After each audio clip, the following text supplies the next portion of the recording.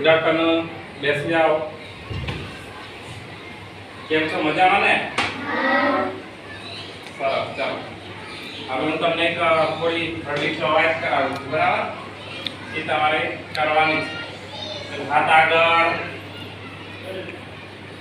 હાથ ઉપર, હાથ આગળ, હાથ ઉપર, હાથ બાજુમાં, હાથ આગળ, અડધો બાળકો. ચાલો બાળકો, હવે હું તમને એક વાર્તા કહું છું, તમારે ધ્યાનથી સાંભળવાની છે, બરાબર? એક રાજુ નામનો છોકરો હતો. એ ખૂબ જ ગરીબ ઘરનો હતો. એના મમ્મી પપ્પા રોજ સવારે મજૂરી કરવા જાય તો એમને 2 ટાઈમનું જમવાનું મળતું હતું. રાજુને પણ ભણવા માટેની બહુ ઈચ્છા હતી, પણ એના ઘરની પરિસ્થિતિ ખૂબ ગરીબ હોવાથી પોતે સ્કૂલે ભણવા જઈ શકતો ન હતો. હવે સ્કૂલે ભણવા જવું હોય તો પૈસાની જરૂર પડે. એના માટે એણે ચાની લારી ઉપર કામ કરવાનું શરૂ કર્યું અને એમાંથી જે પૈસા મળે એ પૈસા ભણવા માટે વાપરતો. રાજુ દિવસે સ્કૂલે જઈ શકતો ન હતો એટલે ગામમાં એક રાત્રિ શાળા ચાલતી હતી. ત્યાં એ પોતે રાત્રે ભણવા જતો અને આમ પોતે ભણી ગણીને ખૂબ આગળ વધે છે. પોતાની મહેનતથી જાતે ભણે છે અને આગળ વધે છે અને એક દિવસે મોટો થઈને એક મોટો ઓફિસર બને છે. ચલો હવે હું તમને પ્રશ્ન પૂછીશ, તમારે જવાબ આપવાના છે. રાજુના ઘરની પરિસ્થિતિ કેવી હતી? આગળ ઊંચી કરજો. બેટા ઉપર ખાઓ.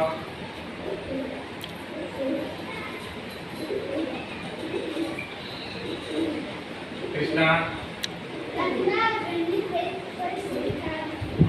રાજુના ઘરની પરિસ્થિતિ ખરાબ હતી. રાજુ દિવસે ક્યાં કામ કરવા માટે જતો હતો?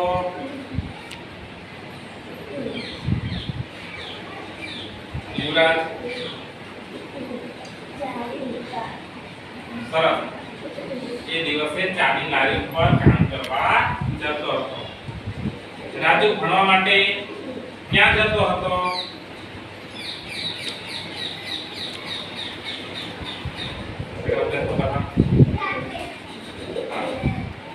ચલો હજી થોડો જવાબ છૂટે છે.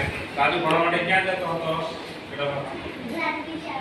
સરસ, રાત્રિ શાળામાં ભણવા માટે જતો હતો. રાજુ મોટો થઈને શું બને છે?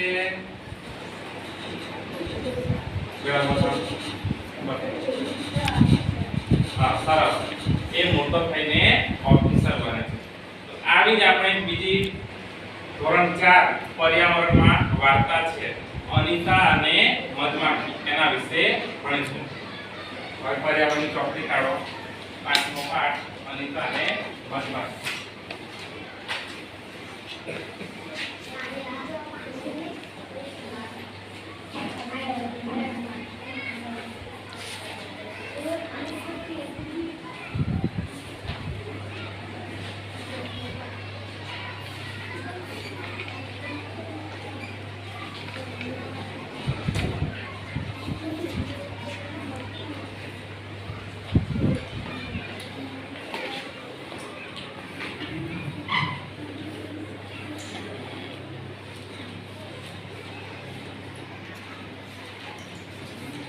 ચલો બેટા, દરેક જણ ધ્યાન આપજો, કોઈ વાતો નહીં કરવાની, બરાબર? પછી હું પ્રશ્ન પૂછીશ, તમારે જવાબ આપવાના. પ્રકરણ 5, અનિતા અને મધમાખી. મારું નામ અનિતા કુશવાહ છે. હું બોચાહા ગામમાં રહું છું. આ ગામ બિહારના મુઝફ્ફર જિલ્લામાં છે. અનિતા કયા રાજ્યમાં રહે છે? તો અનિતા બિહાર રાજ્યમાં રહે છે.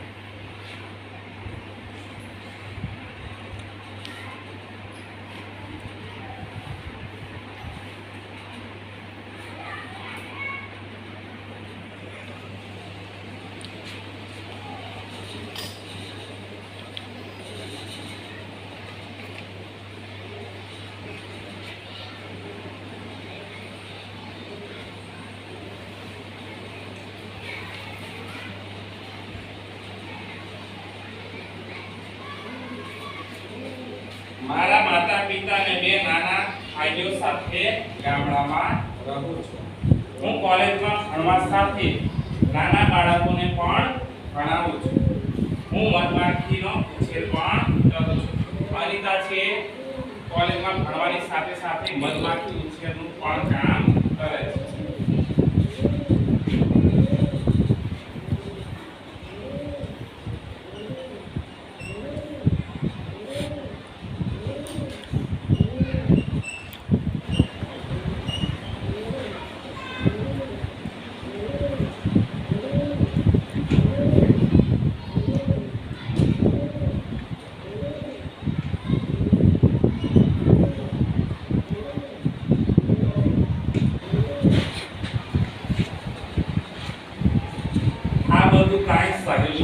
નથી.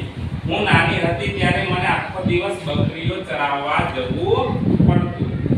મારે તો શાળાએ જવું હતું, પરંતુ મારા માતા પિતાને છોકરી શાળાએ જાય તે ગમતું નહોતું. અનિતા જ્યારે નાની હતી ત્યારે એને શાળાએ જવું ગમતું હતું, પણ એના ઘરેથી એમના જે મમ્મી પપ્પા હતા એમને છોકરીઓ શાળાએ જાય એ ગમતું ન હતું. શાળાનું સ્વપ્ન. એક દિવસ હું શાળામાં પહોંચી જ ગઈ અને બાળકોની પાછળ ચૂપચાપ બેસી ગઈ. હું તો ખૂબ જ ખુશ થઈ. ઘેર આવી પછી માતા પિતાને શાળાની વાત કરી, પણ એમણે તો શાળાએ જવાની ચોખ્ખી ના પાડી દીધી. હું ખૂબ જ રડી. એક દિવસ અનિતા સ્કૂલે પહોંચી જાય છે. ત્યાં બાળકોને જોઈને પોતે ખુશ થઈ જાય છે. ત્યાં બાળકો જે ભણતા હતા એમને જોઈને ખૂબ જ ખુશ થઈ જાય છે. ઘરે આવીને એ પોતાના મમ્મી પપ્પાને શાળાએ જવાની વાત કરે છે, પણ એના મમ્મી પપ્પાએ તેમને ચોખ્ખી ના પાડી દીધી કે તારે શાળાએ જવાનું નથી. અને આ સાંભળીને ખૂબ જ રડી પડી. ગામની શાળાના એક શિક્ષકને આ ખબર પડી. તેણે મારા માતા પિતાને સમજાવ્યા. આ વાતની ગામના એક શિક્ષક હતા એને ખબર પડે છે અને શિક્ષક એના મમ્મી પપ્પાને સમજાવે છે. તેમણે તો એમ પણ કહ્યું કે ધોરણ 8 સુધી ભણવામાં તમારે કાણી પાઈ પણ ખર્ચવાની નથી. ભણવું એ દરેક બાળકોનો અધિકાર છે. એમણે એમના મમ્મી પપ્પાને સમજાવ્યું કે ધોરણ 8 સુધી ભણવા માટે એક કાણી પાઈ પણ એટલે એક પણ રૂપિયો ખર્ચવાની જરૂર પડતી નથી. અને ભણવું એ તો દરેક બાળકનો અધિકાર છે. આપણે દરેક જે બાળક છે એને ભણવાનો અધિકાર છે. અત્યારે સરકાર ધોરણ 1 થી 8 સુધી એકદમ મફતમાં બધાને ભણાવે છે. તો આપણે દરેક જણે ભણવું જોઈએ. માતા પિતા માની ગયા અને મારું શાળાએ જવાનું શરૂ થયું. શિક્ષકના સમજાવવાથી એના મમ્મી પપ્પા માની જાય છે અને અનિતા શાળાએ જવાનું ચાલુ કરી ગઈ. હું કાંઈ હોશિયાર છોકરી ન હતી, પણ હંમેશા કંઈ ને કંઈ પૂછતી રહેતી.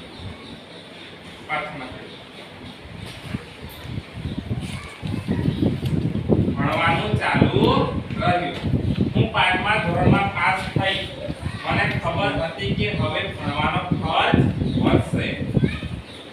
માતા પિતા ભણાવવા તૈયાર ન હતા, પણ મારે તો ભણવું હતું. મેં બીજા નાના બાળકોને ભણાવવાનું શરૂ કર્યું.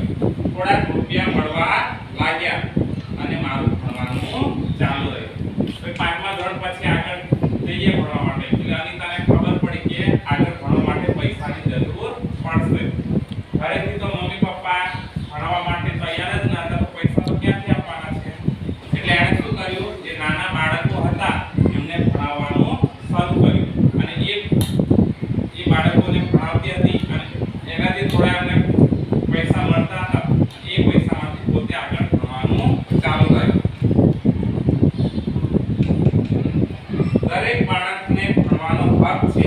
ધોરણ 8 સુધી તો મફત ભણાય. ધીમે ધીમે મેં અન્ય લોકોને પણ છોકરીઓને શાળાએ મોકલવાની વાત કરી. આગળ જતા ગામના જે બીજા લોકો હતા એમને પણ વાત કરવામાં આવી કે છોકરીઓને ભણાવવું જોઈએ. મારા માતા પિતા પણ મને મારા કામમાં મદદ કરવા લાગ્યા. મારી માતા ઘરના બધા કામ કરી દેતી, જેથી મને ભણવામાં વધુ સમય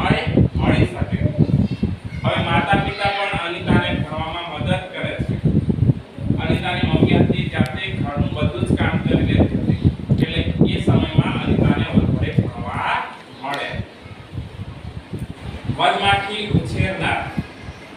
અમારા વિસ્તારમાં લીચીના વૃક્ષો ઘણા. અનિતાનો જે વિસ્તાર હતો એ એનું ગામ હતું, એની આજુબાજુ લીચી નામના વૃક્ષો ઘણા બધા હતા. આ વૃક્ષોના ફૂલો મધમાખીઓને ખૂબ ગમે.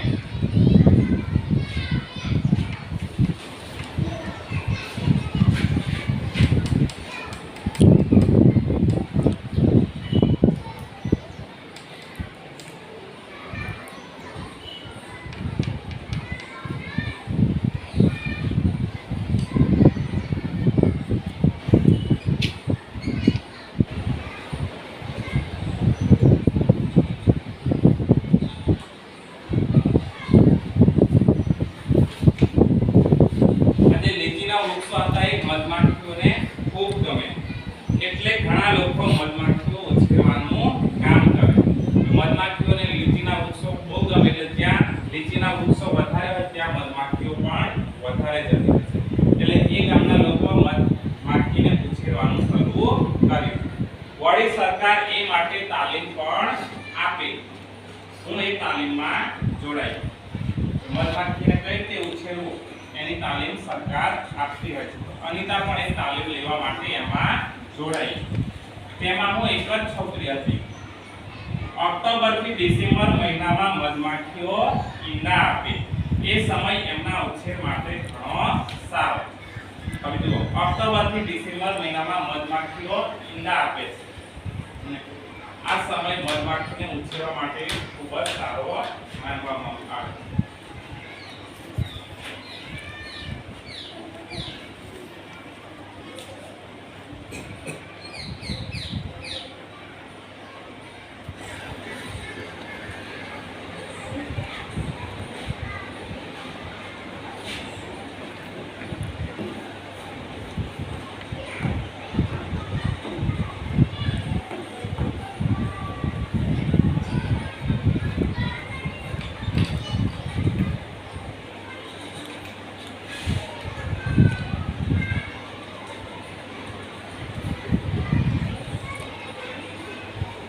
ઓક્ટોબર થી ડિસેમ્બર મહિનામાં મધમાખીઓ ઈંડા આપતી હોય છે. આ રીતે આ મહિનામાં મધમાખીનો ઉછેર કરવા માટે ખૂબ જ સારો માનવામાં આવે છે. તમે કોઈ જીવજંતુને ફૂલ નજીક જોયા છે? તેમના નામ શોધો અને લખો. આપણે મધમાખીની જેમ ફૂલોની આજુબાજુ ઘણા બધા જીવજંતુઓને પણ જોતા હોય છે, જેમ કે પતંગિયું, ભમરા, મધમાખી. આ બધા ફૂલોની આસપાસ પણ જોતી રહેતા હોય છે. તેઓ કેમ ફૂલોની નજીક આવે છે? આ જે જીવજંતુઓ છે કેમ ફૂલોની નજીક આવતા હશે? ખબર છે કોઈને?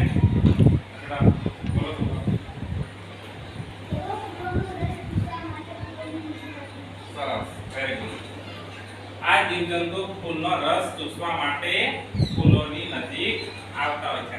એ ફૂલનો રસ ચૂસીને શું કરે? પોતાનું પેટ ભરતા હોય છે.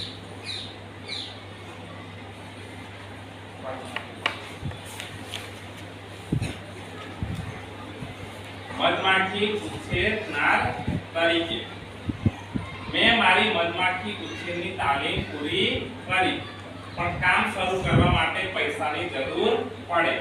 ભણવાનું ચાલુ રાખ્યું અને 5,000 રૂપિયા ભેગા કર્યા. તે પૈસામાંથી મેં માખીઓ માટેની 2 પેટી ખરીદી. એક પેટીની કિંમત 2,000 રૂપિયા હતી. હવે અનિતા છે પોતે મહેનત કરીને 5,000 રૂપિયા ભેગા કરે છે. એમાંથી આ રીતે મધમાખી ઉછેર માટેની પેટી આવે છે. તો આવી પેટી લાવે છે. એક પેટીની કિંમત કેટલી છે? 2,000 રૂપિયા. આવી પોતે 2 પેટી લાવે છે. 2 પેટી લાવે તો કેટલા રૂપિયા થાય? 4,000.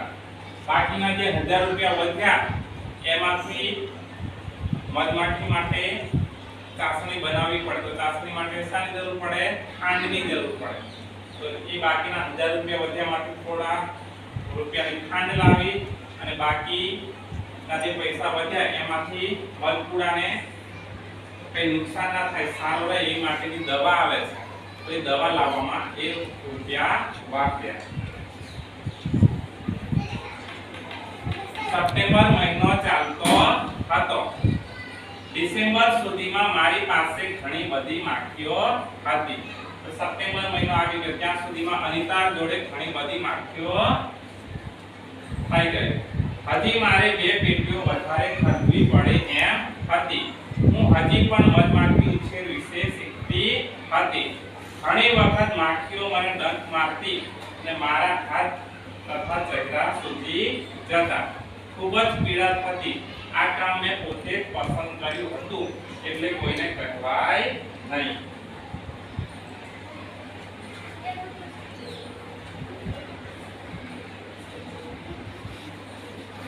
આ રીતે મધમાખીઓ હોય છે, બરાબર? આ રીતે મધમાખીઓને ભેગી કરીને ઘણી બધી મધમાખીઓ ભેગી થઈ અને શું બને છે? પોતે ફૂલોનો રસ ચૂસવા જાય છે. અને રસ ક્યાં ભેગો કરે છે? મધપુડામાં. અહીંયા તમને મધપુડો દેખાય છે. દેખાય છે? આ મધપુડામાં પોતે રસ ભેગો કરે છે. અને આ મધમાખીને આ જે પેટી હોય છે, બરાબર?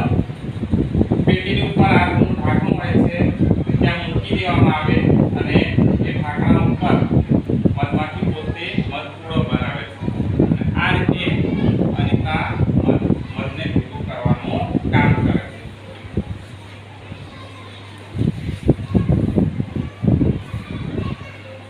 મધમાખી ડંખ મારે ત્યારે લોકો શું કરે છે?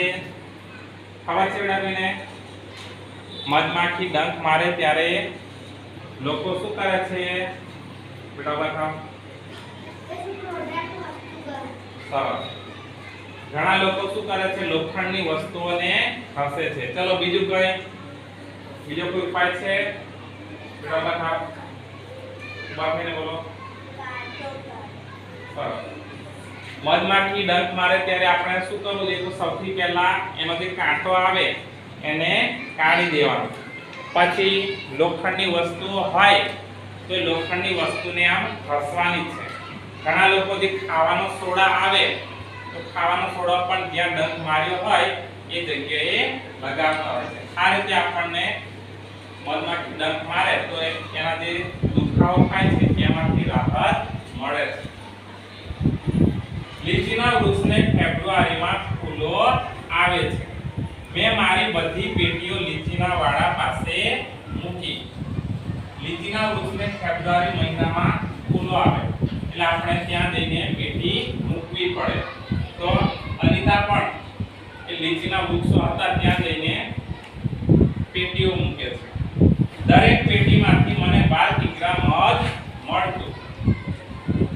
અનિતાને એક પેટીમાંથી કેટલા કિગ્રા મધ મળે છે? 12 કિલો.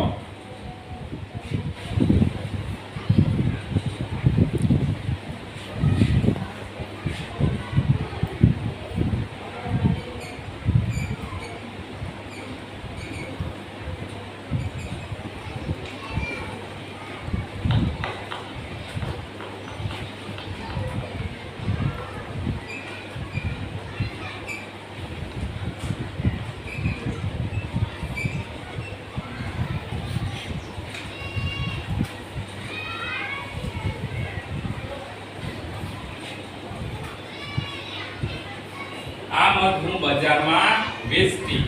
મધમાખીના ઉછેરમાં આ મારી પહેલી કમાણી થઈ. હવે મારી પાસે 20 પેટીઓ છે. સૌથી પહેલા જ્યારે મધમાખી ઉછેર કરવાનું કામ ચાલુ કર્યું હતું ત્યારે એની પાસે કેટલી પેટી હતી? 2 પેટી હતી. હવે અત્યારે એની પાસે 20 પેટીઓ થઈ ગઈ. અનિતાની 20 પેટીઓની કુલ કિંમત કેટલી હશે? એક પેટીની કિંમત 2000 હોય તો 20 પેટીઓની કિંમત કેટલી થાય? બેટા બતાવો. 40000. સરસ. 20 પેટીઓની કિંમત કેટલી થશે? 40000. હું દરરોજ સાયકલ લઈ કોલેજ જાઉં છું. મારી કોલેજ 5 કિમી દૂર શહેરમાં છે. હવે અનિતા પોતે કોલેજ જાય છે અને કોલેજ એ પોતાના ગામથી 5 કિલોમીટર દૂર છે. અનિતાને નજીકના ગામમાં બધા ઓળખવા લાગ્યા છે. તે દરેક ગામની સભામાં જાય છે અને દરેકને ભણતરના મહત્વની વાત કરે છે. અનિતા હવે મધમાખી ઉછેરનું કામ તો ચાલુ રાખે છે, પણ એની સાથે સાથે દરેક ગામમાં જાય છે, ગામમાં જે સભાઓ થતી હોય છે તે સભાઓમાં પોતે જાય છે અને દરેકને સમજાવે છે કે દરેક બાળકને ભણાવવું જોઈએ, છોકરીઓને પણ ભણાવવું જોઈએ. આવી બધી ગામ લોકોને માહિતી આપે છે. ઘણી વખત લોકો તેની મજાક કરે છે, પરંતુ અનિતાને ખબર છે કે તેણે શું કરવાનું છે. અનિતા મધની મોટી વેપારી બનવા માંગે છે, જેથી તે લોકોને મધની પૂરી કિંમત આપી શકે. અનિતા મોટી થઈને મધની વેપારી બનવા માંગે છે, જેથી કરીને ગામ લોકોને મધનો યોગ્ય ભાવ મળી રહે. અનિતા અને ગામના બીજા લોકોને 1 કિગ્રા મધના 35 રૂપિયા મળે છે. અનિતા અને ગામના લોકોને 1 કિલો મધના કેટલા રૂપિયા મળે છે? 35 રૂપિયા. દરેક મધ પૂડામાં એક રાણી માખી હોય છે જે ઈંડા મૂકે છે. પૂડામાં મોટા ભાગની માખીઓ કામદાર માખીઓ હોય છે. આ માખીઓ આખો દિવસ કામ કરે. બેટા તમે મધ પૂડો જોયો જ હશે, એમાં કેટલી માખીઓ હોય છે આપણે ગણી શકતા નથી. તો એ માખીઓમાં એક રાણી મધમાખી હોય છે જે ઈંડા મૂકવાનું કામ કરે છે.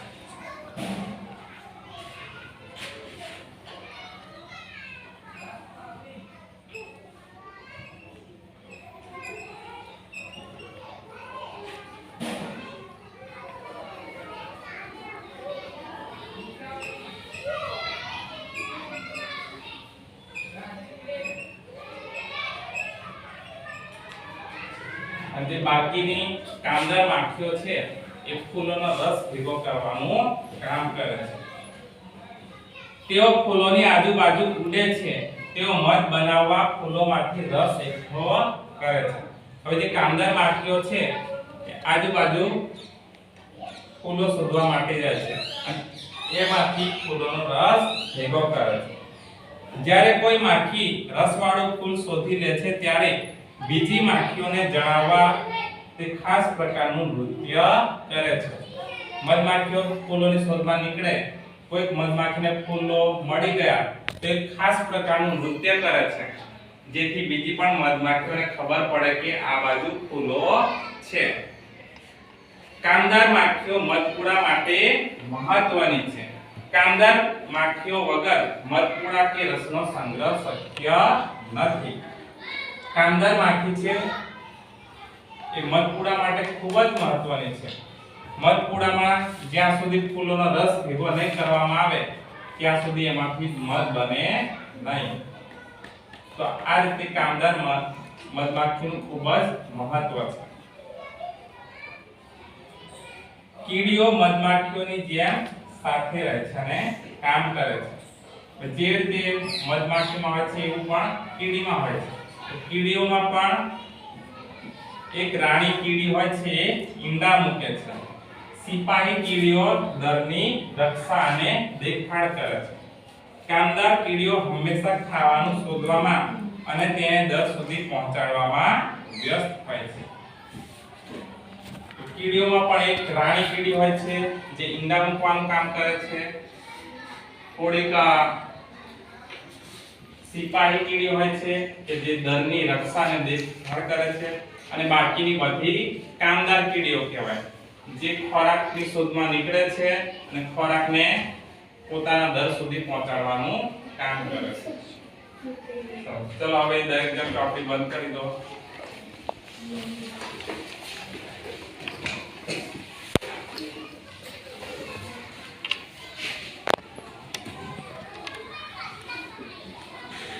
ચલો હવે આપણે જે પાઠ ભણ્યા તો હું પ્રશ્ન પૂછીશ, તમારે જેને પણ જવાબ આવડે આંગળી ઊંચી કરવાની છે. અનિતાનું વતન કયા રાજ્યમાં આવેલું છે? આવડે આંગળી ઊંચી કરશે. કૃષ્ણ બેટા બિહાર રાજ્યમાં. સરસ.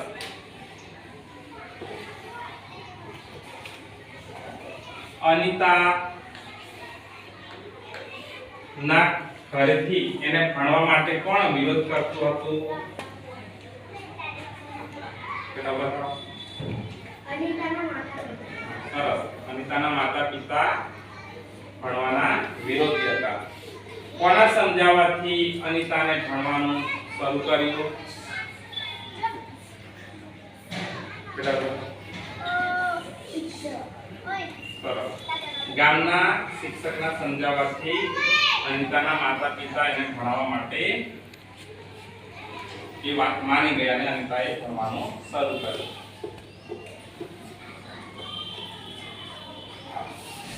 મધમાખી ઉછેર માટે કયો મહિનો ખૂબ જ મહત્વનો માનવામાં આવે છે? મધમાખીના ઉછેર માટે કયો મહિનો મહત્વનો માનવામાં આવે છે?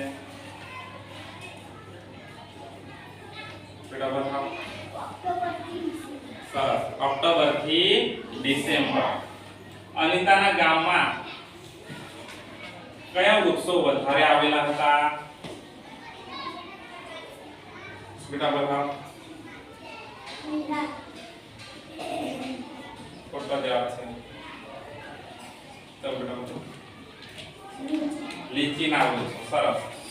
અનિતાના ગામમાં લીચીના વૃક્ષો વધારે આવેલા હતા. મધમાખી ઉછેર માટેની એક પેટીની કિંમત કેટલા રૂપિયા હતી?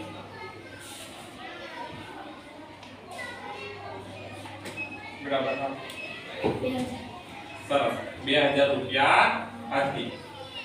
અનિતાને એક પેટીમાંથી કેટલા કિગ્રા મધ મળતું હતું?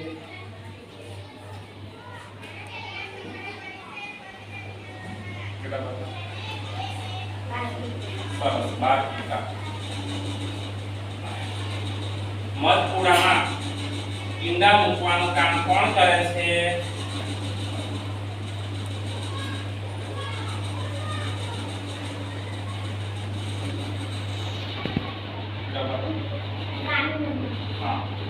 મધપુડામાં ઈંડા મૂકવાનું કામ રાણી મધમાખી કરે છે.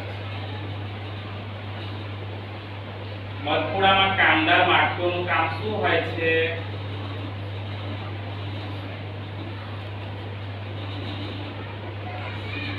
બેટા બતાવો. કામદાર માખીઓનું કામ ફૂલોનો રસ ચૂસવાનું હોય છે. કીડીઓમાં ઈંડા મૂકવાનું કામ કોણ કરે છે?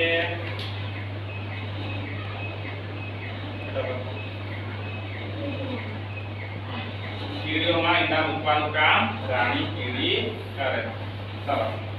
હવે હું તમારે ટેસ્ટ લઈ લઉં છું. બરાબર. તમારે એમાં જવાબ આપવાના.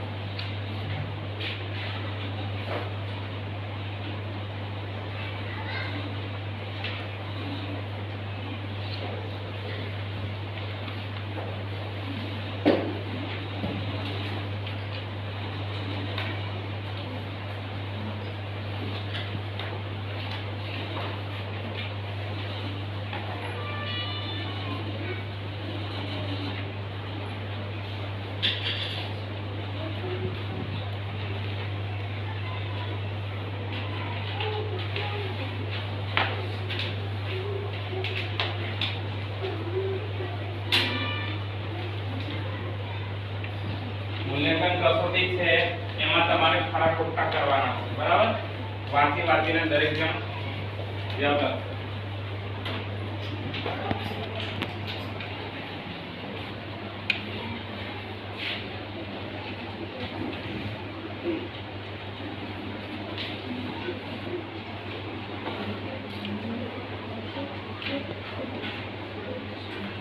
દરેક જણ ચલો વાંચીને જવાબ આપો.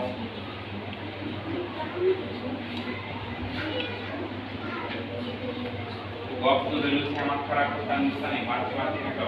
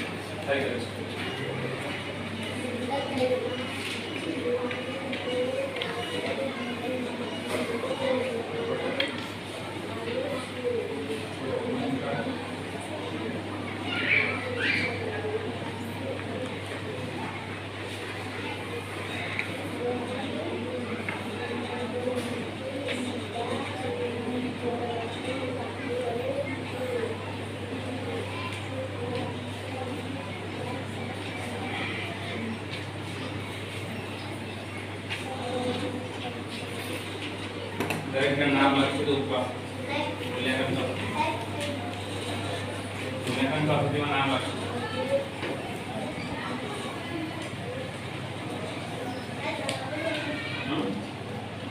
નામ લખો પોતાનું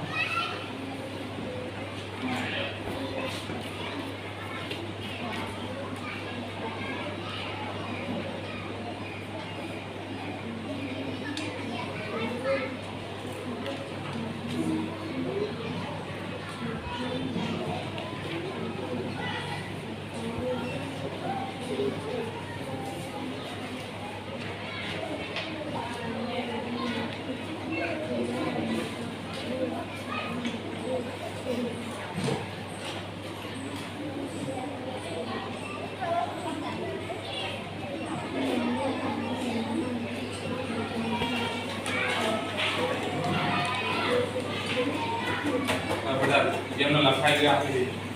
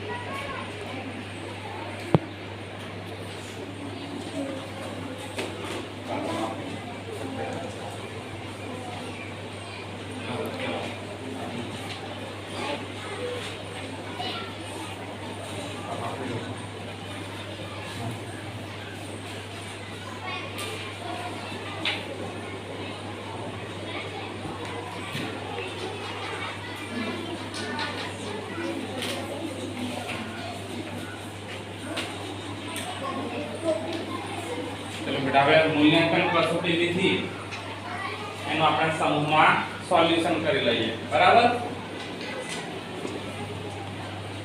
તો પહેલું નીચેના વાક્યો ખરા છે કે ખોટા તે જણાવો અનિતાનું ગામ ગુજરાત રાજ્યમાં આવેલું છે આંગળીથી કરો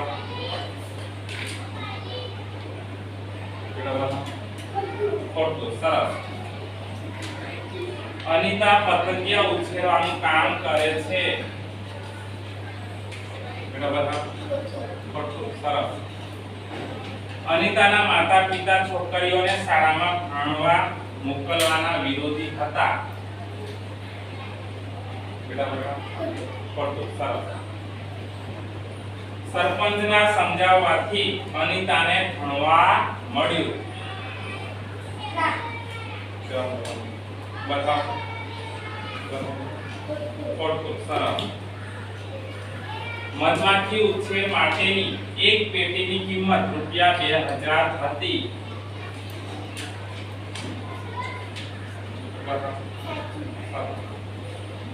લીચીના ફૂલો પર મધમાખીઓ વધારે આવે છે.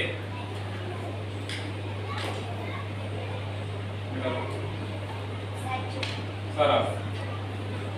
રાણી મધમાખી ઈંડા મૂકવાનું કામ કરે છે.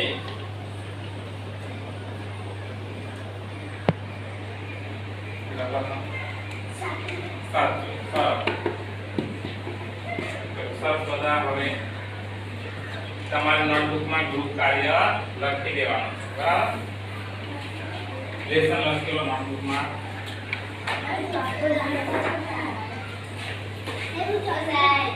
હા, બરાબર.